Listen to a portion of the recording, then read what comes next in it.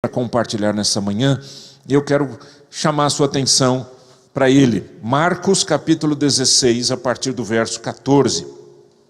Marcos 16, a partir do verso 14, diz assim a palavra de Deus.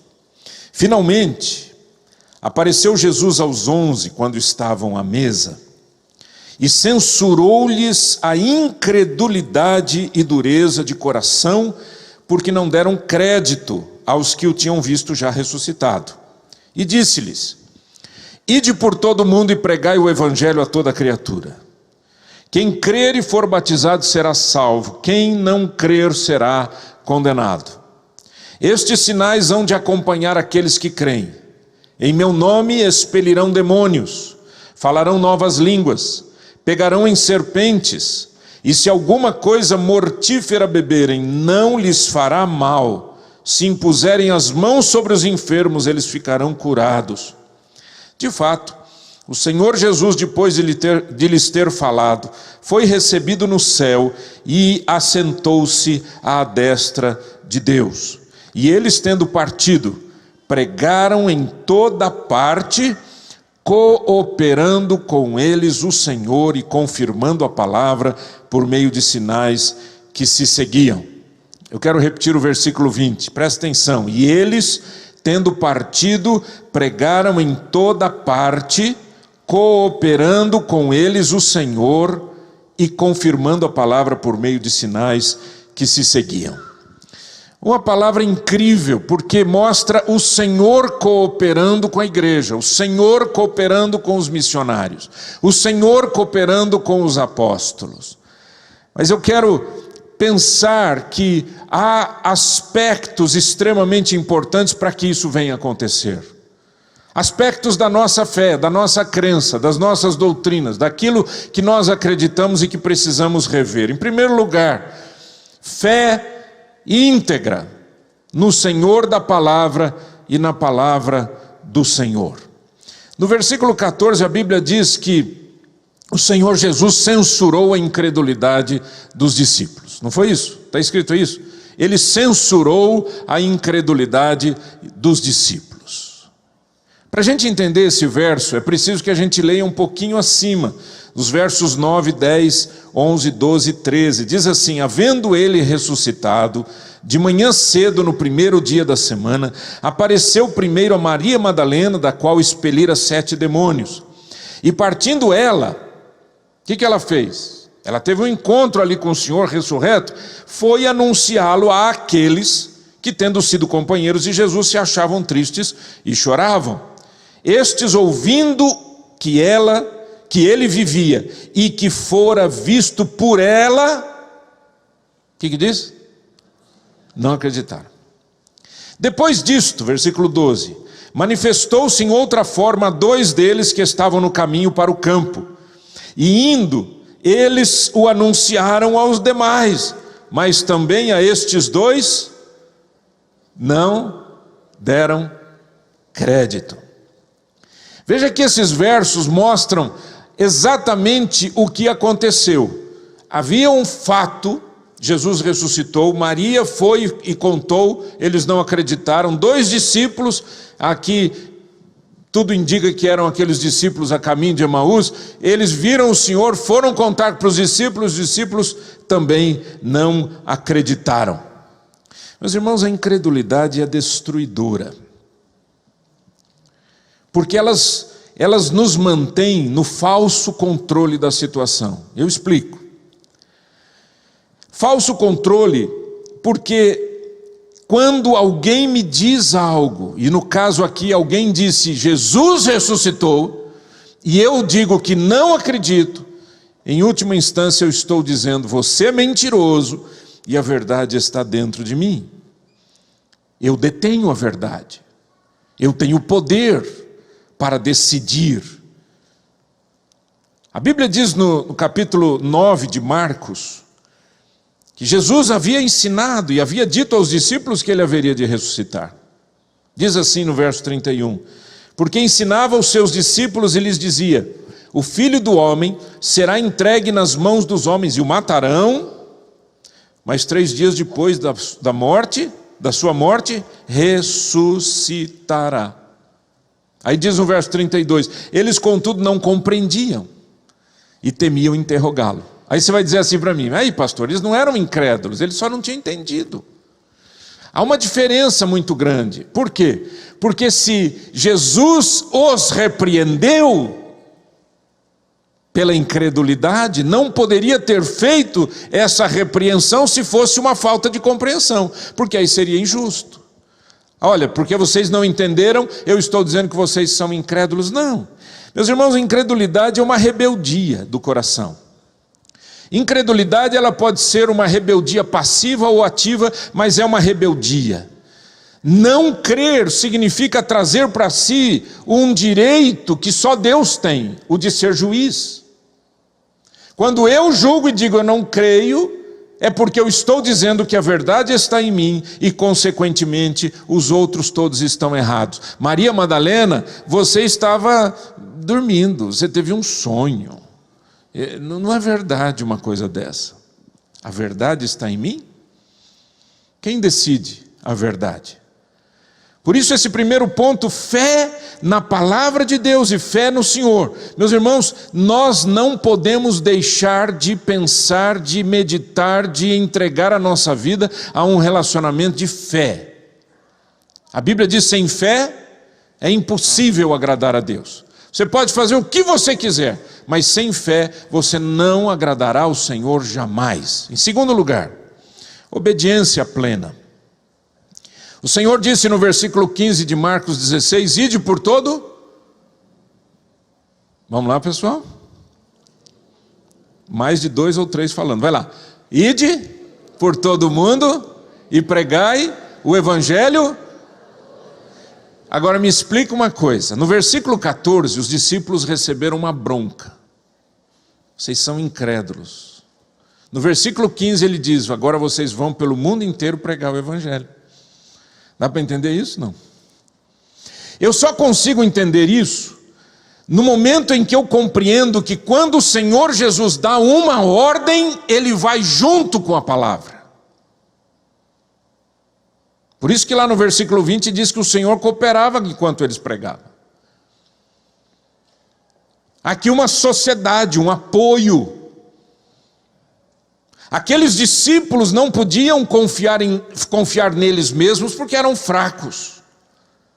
Assim como nós somos fracos. Quando alguém recebe uma palavra de Deus, muitas vezes, na maioria das vezes, a pessoa diz, mas como?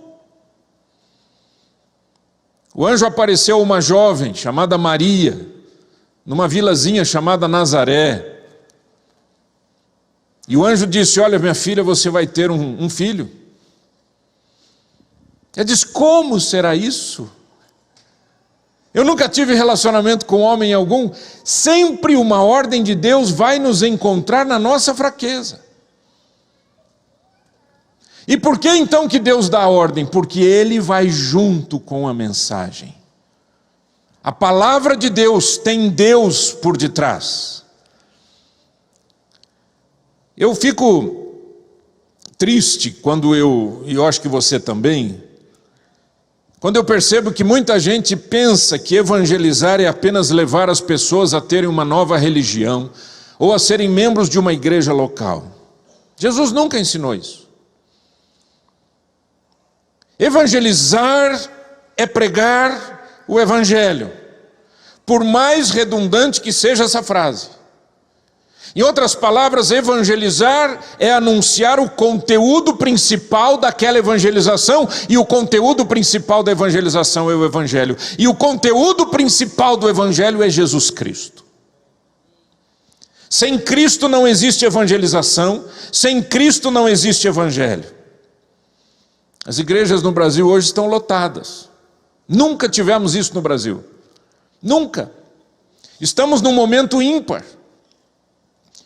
No entanto, as pessoas estão buscando melhoria de vida, melhoria de condição financeira, emprego, saúde, bens materiais, é o que muitas vezes estão buscando nas igrejas. Mas também assim foi nos dias de Jesus.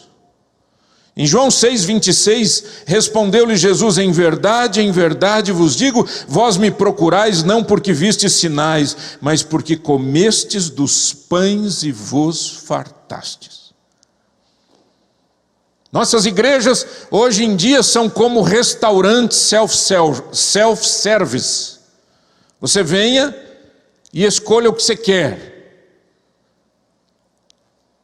E os pastores muitas vezes são como que pressionados pela congregação a serem os maîtres. Nós temos que dar aquilo que você veio buscar, como se isso fosse possível. E daí junta-se a ignorância do povo, que busca palha, com a ignorância do pregador. E juntos, em total ignorância, falam do que não conhecem, tecem argumentos sobre temas que não estudaram, testemunham de um Deus que jamais encontraram. Quando Jesus disse: ide por todo mundo e pregai o evangelho a toda criatura, ele não estava falando nada mais, nada menos do que o que ele disse: preguem o evangelho, anunciem o evangelho. Tão óbvio e tão básica como essa frase que eu acabei de dizer. E o resultado: quem crer e for batizado será salvo, e quem não crer será condenado. É um divisor de águas a mensagem do evangelho. Nem sempre a pregação ela é agregadora. Ela é muitas vezes um divisor de águas. Eu temo quando os pregadores são muito, muito, muito amados e adorados, venerados e etc. Eu temo, sabe por quê? Porque aqueles que têm a boca de Deus na terra não trazem palavras que muitas vezes alegram o coração. Claro que não. Porque a palavra de Deus, ela divide do pecado para a santidade, da morte para a vida. Terceiro lugar, precisamos rever a vida plena de manifestação do Espírito Santo. O Senhor Jesus disse: estes sinais hão de acompanhar aqueles que creem.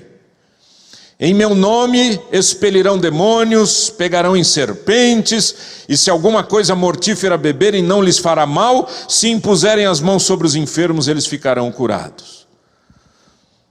A pregação do Evangelho traz o Cristo vivo, e o Cristo vivo traz a sua vida para dentro de nós.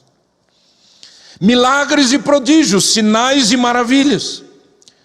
É Ele quem coopera com os discípulos, fazendo o que? No versículo 20 que eu li. E tendo eles partido, pregavam por toda parte, cooperando com eles o Senhor, confirmando a palavra por meio de sinais que se seguiam. Veja que interessante, que impressionante. O Senhor cooperava com os discípulos. Fazendo o quê? Confirmando a palavra. Esta palavra que eles estão pregando é minha. Querem ver? É assim. E os sinais iam acontecendo. Por que muitas vezes nós não vemos mais sinais e prodígios? Eu só tenho uma resposta: é porque não pregamos mais a palavra de Deus como deve ser pregada. Sinais confirmam a mensagem, sinais não são a mensagem. Sinais confirmam a palavra, mas o centro é a palavra de Deus.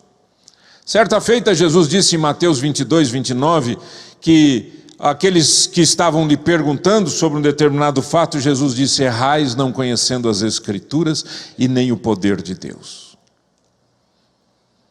Escrituras e poder de Deus. Aqueles que ficam só com as Escrituras, com a letra, sem a dimensão deste poder do Espírito Santo que trabalha essa palavra no coração, se tornam legalistas, ou tendem a se tornar legalistas, porque veem as coisas apenas do ponto de vista da lei. Há aqueles que só buscam o poder, e são absolutamente vazios como é uma lata vazia. Porque querem sinais e prodígios, sinais e prodígios. Jesus disse: Escritura e poder. Escritura e poder. Há um equilíbrio aqui. Temos que conhecer as Escrituras e temos que conhecer o poder de Deus. Jesus disse que faria milagres e o fez. Mas ele disse também que os seus discípulos fariam sinais ou fariam obras maiores, porque ele disse: eu vou para junto do Pai. Ele não estava insinuando que o poder está em nós, ou que nós temos poder para realizar, mas ele estava dizendo: se vocês crerem, vocês farão as obras que eu faço, e farão maiores do que estas, porque eu vou para o meu Pai. Lembre-se, verso 17: e estes sinais hão de acompanhar aqueles que creem. Há milagres, há obras de Deus, ações do Espírito Santo. Meus irmãos, vamos deixar o nosso coração aberto para aquilo que Deus tem para nós. Nós somos cristãos e amamos ao Cristo vivo. Seguimos a Jesus e amamos a sua palavra. Queremos viver em função daquilo que a palavra de Deus estabelece, então recebamos tudo aquilo que a palavra de Deus nos apresenta. Limitar é tentar limitar a Deus. A obra de Deus precisa ser feita com a palavra e com o poder. No século 17, havia um padre que é muito conhecido até nos estudos literários no Brasil, chamado Padre Antônio Vieira.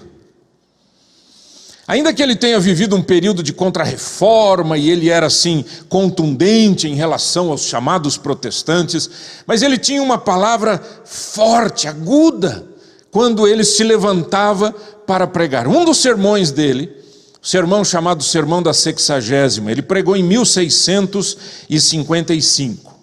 Preste atenção, eu vou dizer um texto muito curto, mas preste atenção nas palavras desse homem.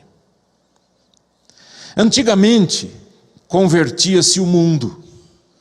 Hoje, por que se não converte ninguém? Porque hoje, pregam-se palavras e pensamentos. Antigamente, pregavam-se palavras e obras.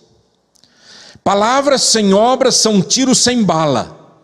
Atroam, abalam, mas não ferem. A funda de Davi derrubou o gigante, mas não o derrubou com estalo, senão com a pedra. As vozes da harpa de Davi lançavam fora os demônios do corpo de Saul, mas não eram vozes pronunciadas com a boca, eram vozes formadas com a mão.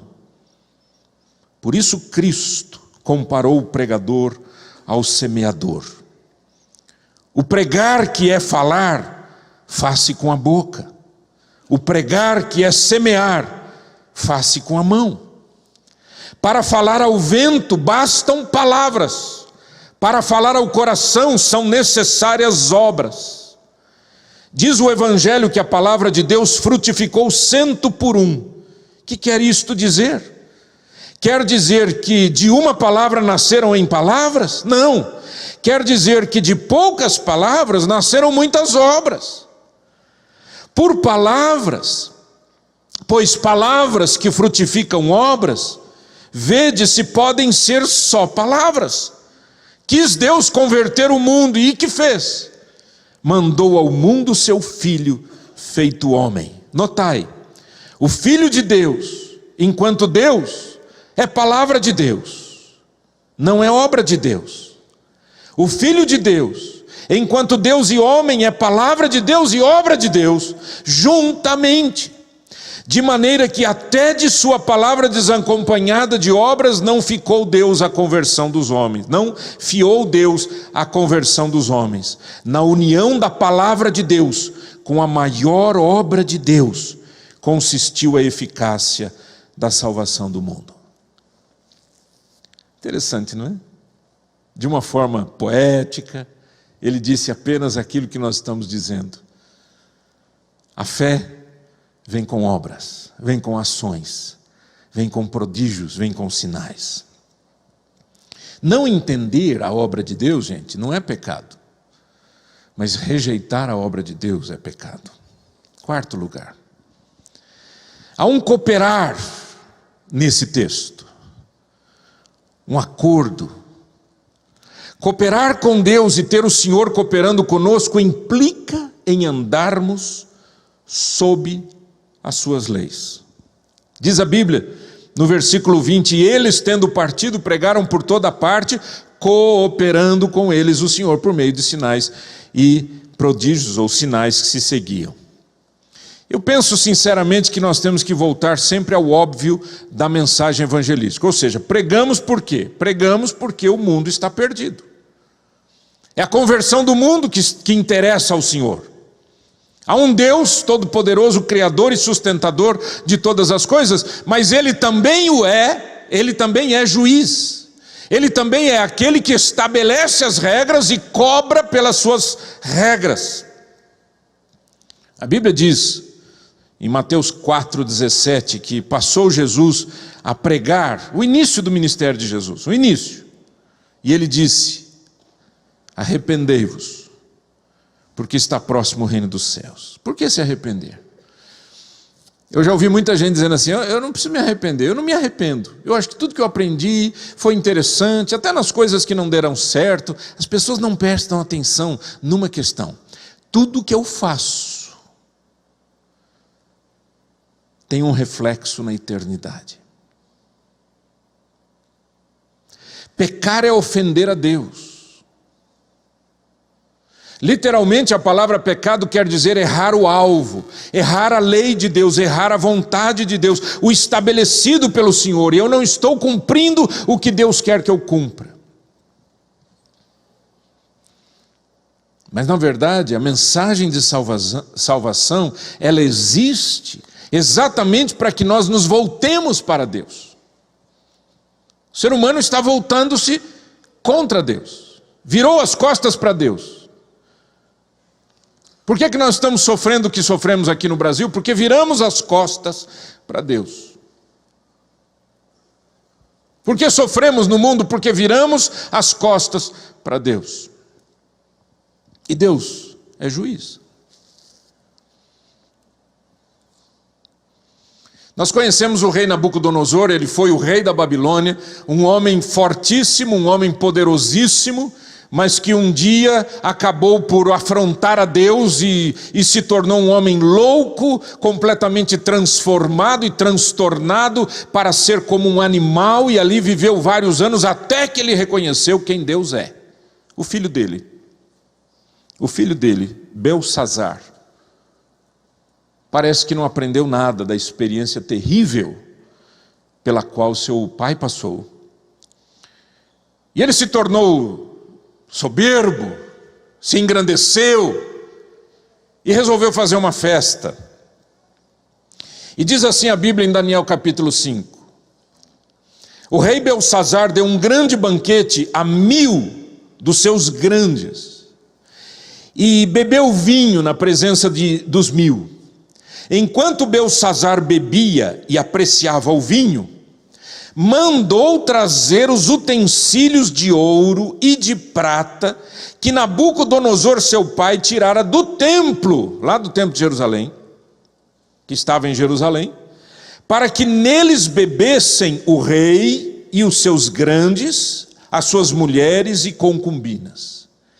Então trouxeram os utensílios de ouro que foram tirados do templo da casa de Deus que estava em Jerusalém, e beberam neles o rei, os seus grandes e as suas mulheres e concubinas.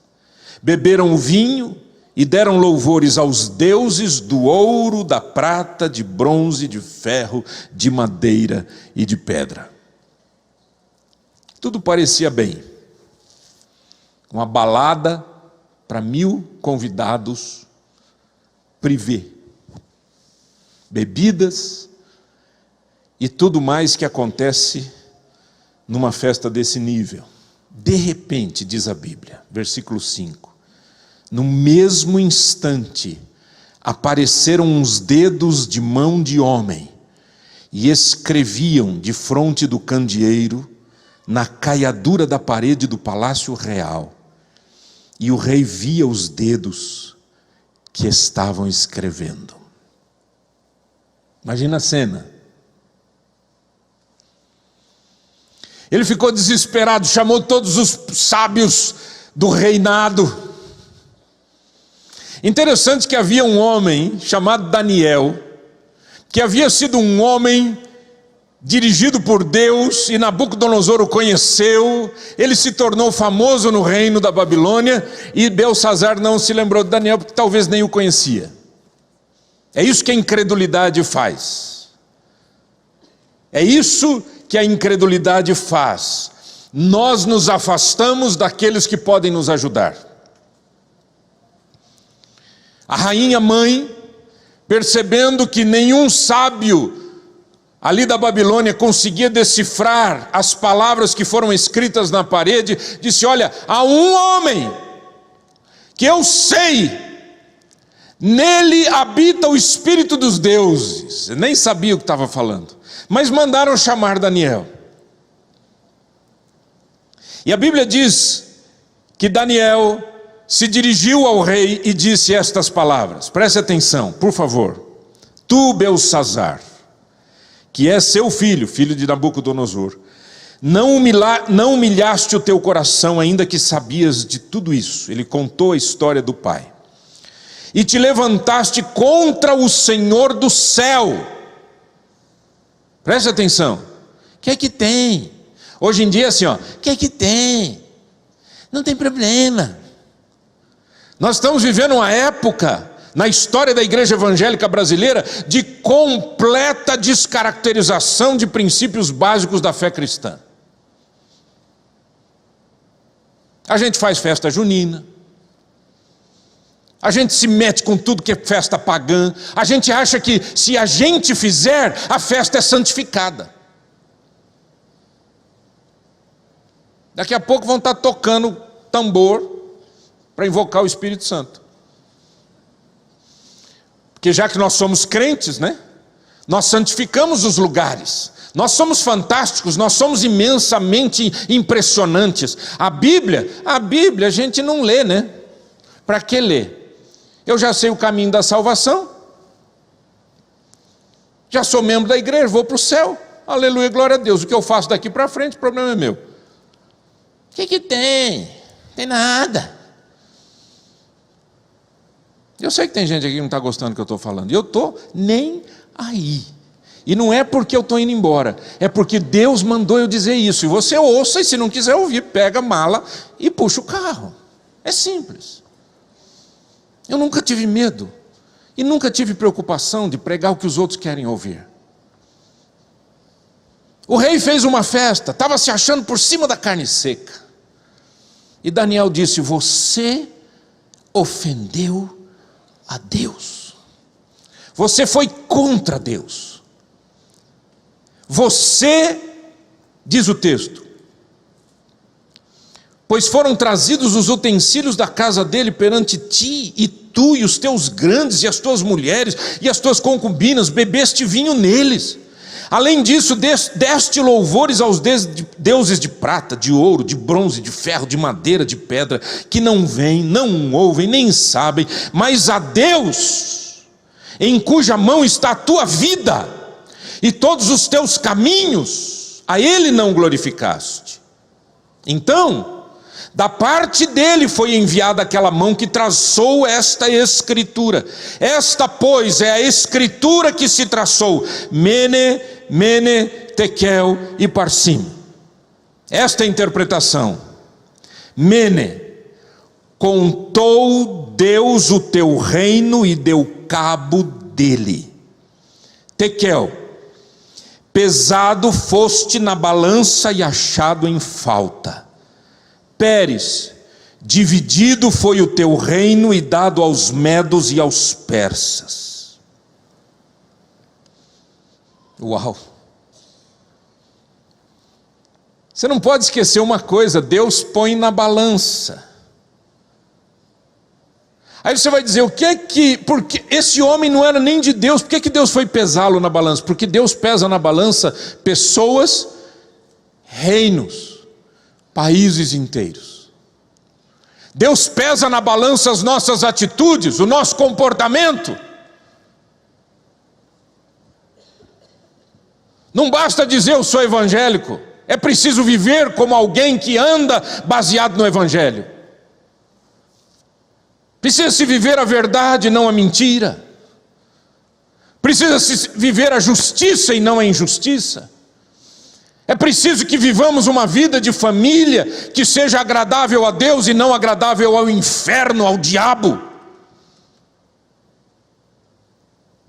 Um dia Jesus disse para os seus discípulos: vamos embora daqui, porque esse negócio aqui, o príncipe deste mundo já está por aí. Vamos embora. Sai fora, porque a gente não tem nada a ver com ele.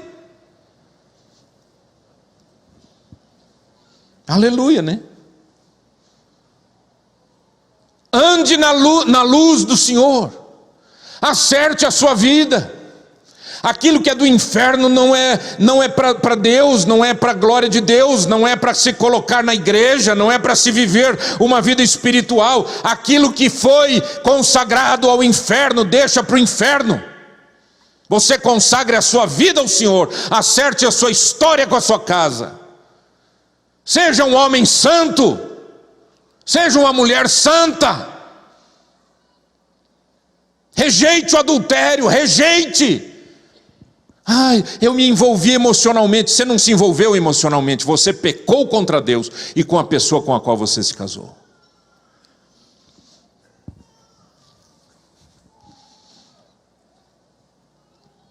Eu fico triste com o que está acontecendo hoje na igreja evangélica. Os pastores mais cotados muitas vezes são aqueles palhaços. Stand-up comedy, gospel. O povo gosta. Foi no YouTube. Pensa se alguém vai pegar essa mensagem e vai compartilhar no YouTube. Vai nada. Qual que é o interesse? Eles vão dizer: o pastor me ensina educação, né? Que bom que ele está puxando carro.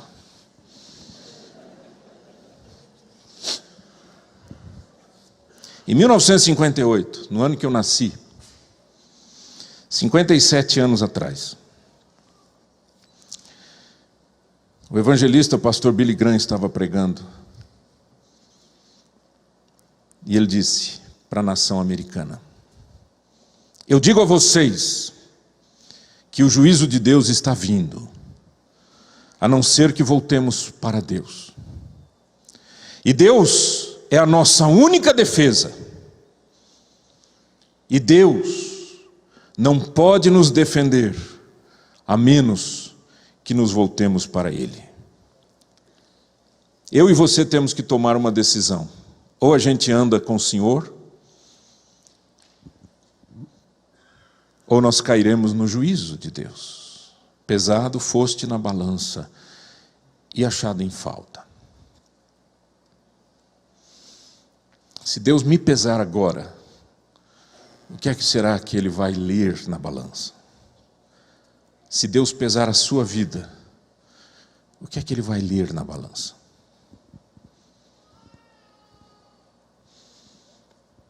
Muitas vezes nós somos como crianças, que quando estão brincando de esconde-esconde, tampam a cabeça e dizem que estão escondidas. E nós dizemos para Deus: eu trabalho para o Senhor, eu faço tanta coisa, estou livre. Pesado foste na balança e achado em falta.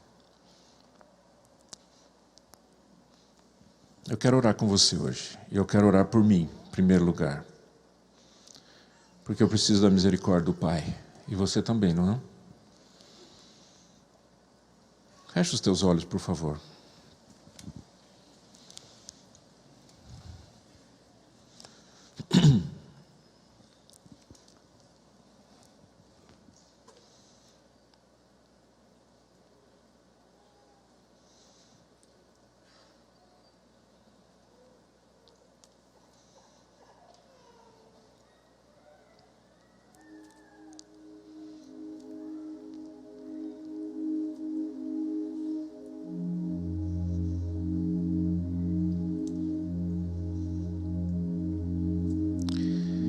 As nossas obras de justiça são como trapo de imundície diante do Senhor.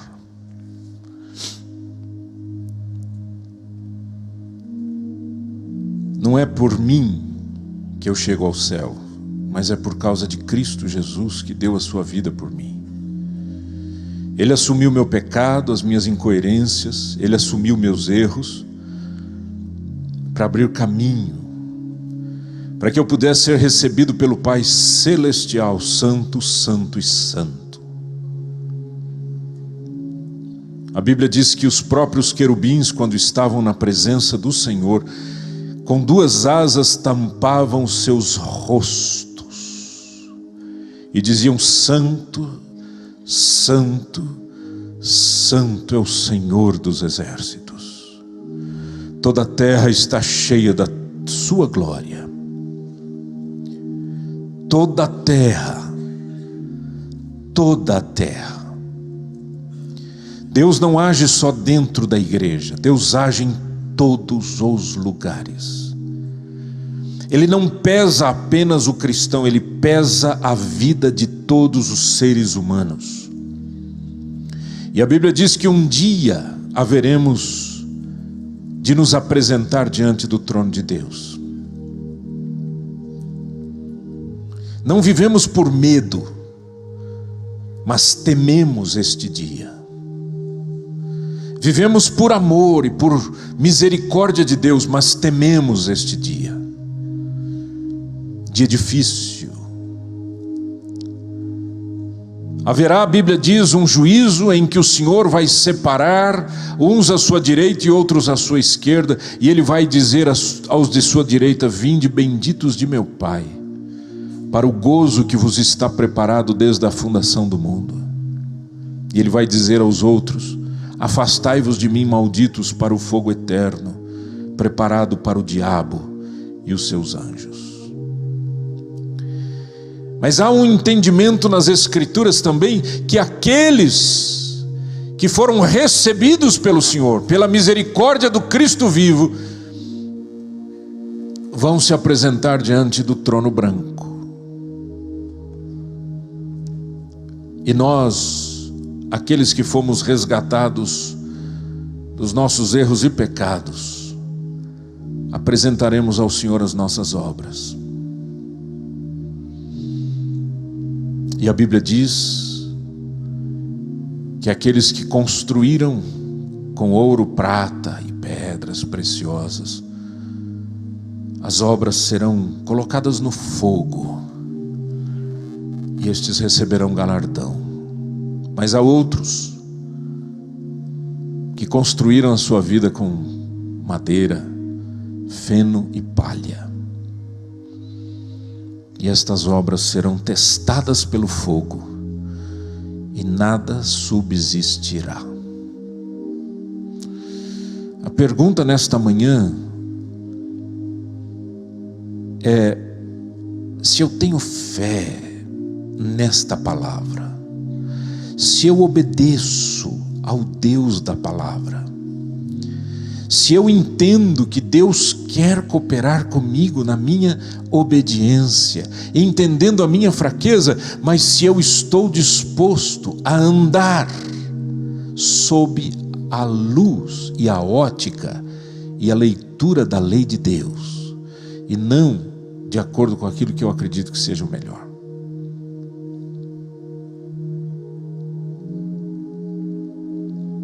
Eu não sei da sua vida, eu sei da minha. E muitas vezes eu peço para o Senhor revelar para mim aquilo que está escondido, que eu mesmo não sei, não estou sabendo. Então, Senhor, em nome de Jesus, eu quero te pedir, Pai, que o Senhor revele o nosso coração, que o Senhor mostre para a gente o que é que está lá dentro. Revela, Senhor.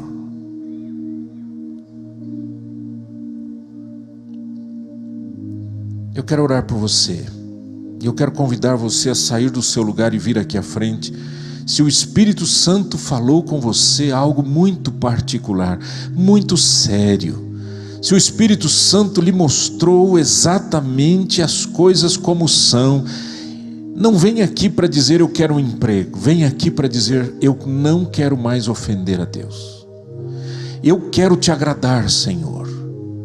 Saia do seu lugar, venha aqui à frente, vamos orar juntos, vamos fazer desse momento um altar de arrependimento.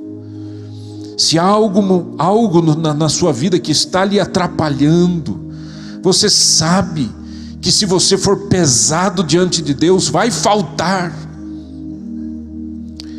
Saia do seu lugar, venha à frente, vamos clamar juntos, queridos. O nosso país precisa se voltar para Deus. O juízo está chegando cada dia mais perto. Cada dia mais temos ouvido coisas horríveis na nossa terra. Cada dia mais a violência aumenta, cada dia mais. E não adianta apenas pensarmos como o mundo pensa. Precisamos de uma intervenção de Deus.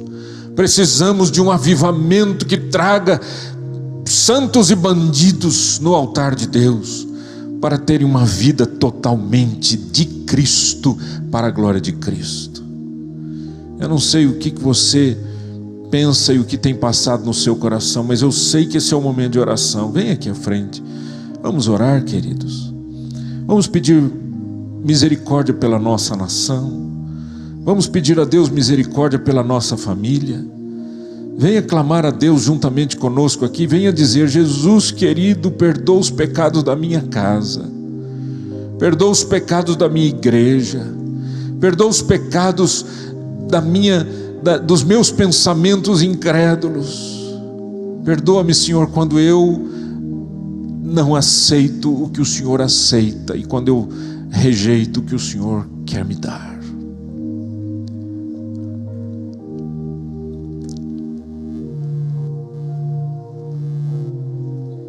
Sabe, irmãos, a fé cristã não é uma brincadeira, gente.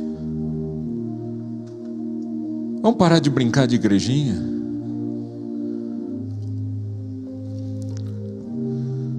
Vamos parar de brincar de Brasilzinho, paizinho. Vamos clamar por misericórdia.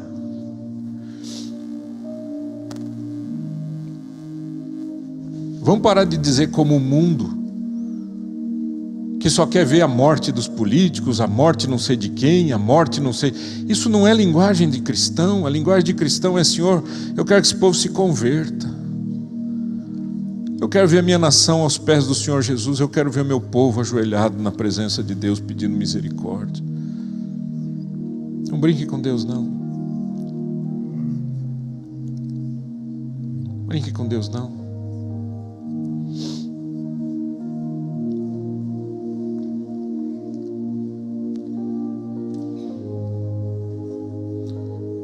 Eu acho que cada um de nós tem uma responsabilidade muito grande, queridos,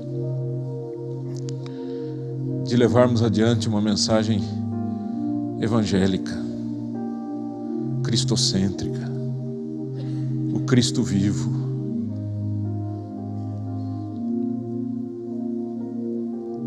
Querido Deus, o Senhor conhece o nosso coração, o Senhor sabe quem somos, o Senhor sabe, ó Deus, o que pensamos, o que sentimos. O Senhor sabe quantas vezes, querido Deus, quantas e quantas vezes nós achamos que te agradamos, mas nunca fomos nas Escrituras saber se o Senhor se agrada daquilo. Não estudamos mais a Bíblia. Pedimos-te perdão por isso. Pedimos-te perdão, Senhor, quando andamos fora do teu plano, do teu propósito. Pedimos-te perdão, Senhor, quando nós estamos mais inclinados ao show do que à oração, mais inclinados à festa do que à intercessão e ao coração quebrantado e contrito na tua presença. Perdoa, Senhor amado, quando nós estamos mais interessados em nós, como foi lido aqui hoje esse texto de Ageu, mais interessado em nós do que na tua casa. Estamos mais preocupados, Senhor amado, em dar uma boa imagem para esse mundo do que de sermos homens e mulheres que vão morrer e viver e morrer pelo Evangelho do Senhor Jesus Cristo, que não tem medo de se posicionar nesta terra como profetas. Senhor, a tua palavra nos diz lá em Hebreus capítulo 11 que os teus profetas morreram, mas eles não morreram porque ficaram velhos, eles morreram porque foram assassinados, porque a verdade não é bem quista e nem bem vista nesta terra, mas nós não podemos deixar de falar a verdade por amor a nós. Precisamos viver a obediência do Evangelho por amor a Cristo vivo, o dono da fé, aquele que é o autor e consumador da fé que eu recebi. Perdoa os nossos pecados em casa. Perdoa quando a nossa casa não te é agradável. Perdoa, Senhor, quando os nossos relacionamentos familiares não te são agradáveis. Perdoa, Senhor amado, quando os nossos relacionamentos conjugais não te são agradáveis. Perdoa, Senhor amado, quando nós nos acostumamos com a fé, mas não somos transformados por ela. E não somos porque não queremos ser, porque amamos este mundo e porque amamos as coisas desse mundo. Perdoa, Senhor. Eu te peço em nome do Senhor Jesus.